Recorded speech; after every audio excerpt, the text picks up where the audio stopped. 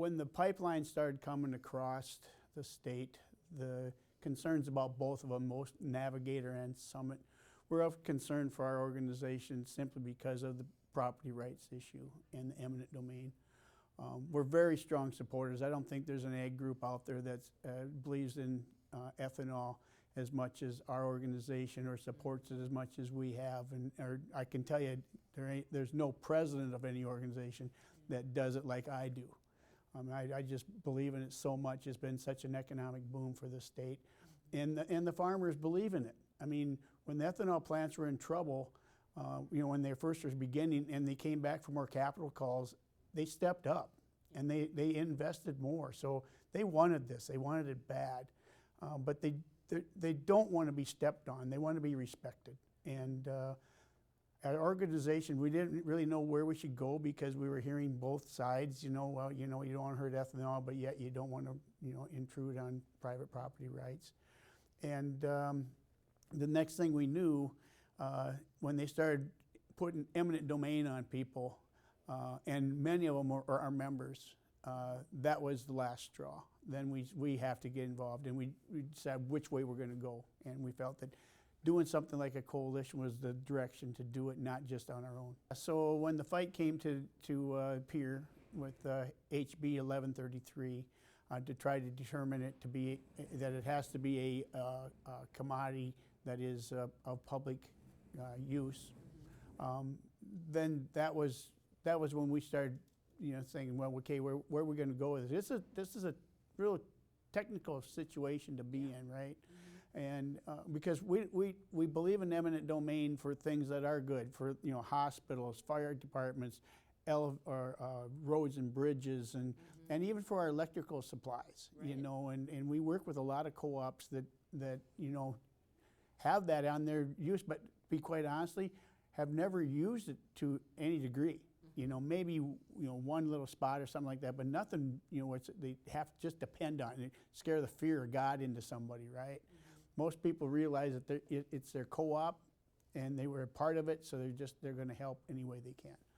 We built water systems across the state that didn't use eminent domain. It was shocking to me when I talked to a president of a ethanol plant down in southeastern South Dakota, and he told me, well, Doug, if we didn't have eminent domain, we'd have never built any plants. Well, that's not true. Right. Because I've got a plant in my hometown, the Poet plant, and they never used eminent domain to get their water, their discharge water down to the Missouri River, nor did they use eminent domain to get the gas line to their, so that was a little troubling to me. And so getting to understand that topic and getting that message out was really important. But what we found in a real short amount of time was that greed and power was leading the day. And so we were a very small fish in that pool. And I think the counties up in the northeast part of the state, Brown County, McPherson County, Spink County, I think they did a very good job listening to their landowners and then representing them. I mean, Brown County even issued a resolution to the state, asking the legislators and the governor to fix this problem, that we can't use eminent domain for private gain. And so that's a big deal. And that, and then for FSMA to come back with a ruling now that said that we're not going to go against the local control. We're going to support, let them do the things that they need to do. And that is so important. I mean, that no matter what problems we have in this world, they're all local.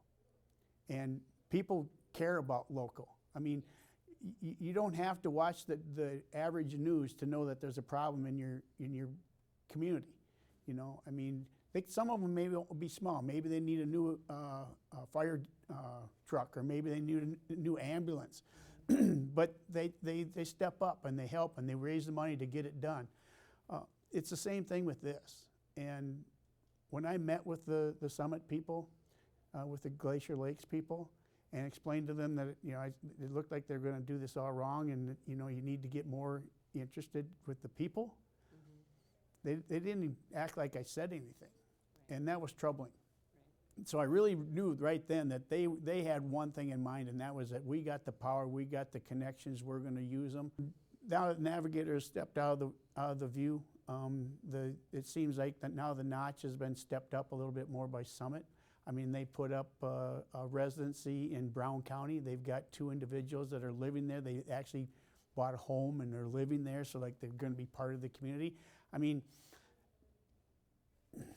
okay, that's nice. They kind of listen to us, but honestly, it's pretty fake. Mm-hmm. And now the spewing language that is coming out. I mean, I just read 2 articles this morning. One in New York Times about SAFs, and then one in the South Dakota Searchlight article that talked about how Summit was going to save the ethanol industry.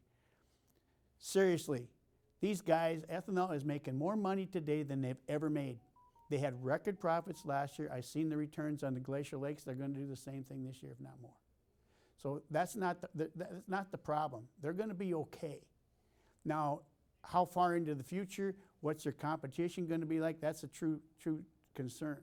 But the fact of the matter is that they have bought into a system that is public, not public owned. It's all private, and a lot of it is foreign owned, and a lot of it, in my opinion, if you think the crypto thing is BS, this is really BS. And the next one that's really even bigger BS is the GEVO plant that's coming down the line. I mean, this plant, their stock is losing money every day. And there was an article, I remember where I read that was this morning too. I think it might have been New York Times too, but it talked about 3 investments in the energy industry you went us away from, and one was GEVO.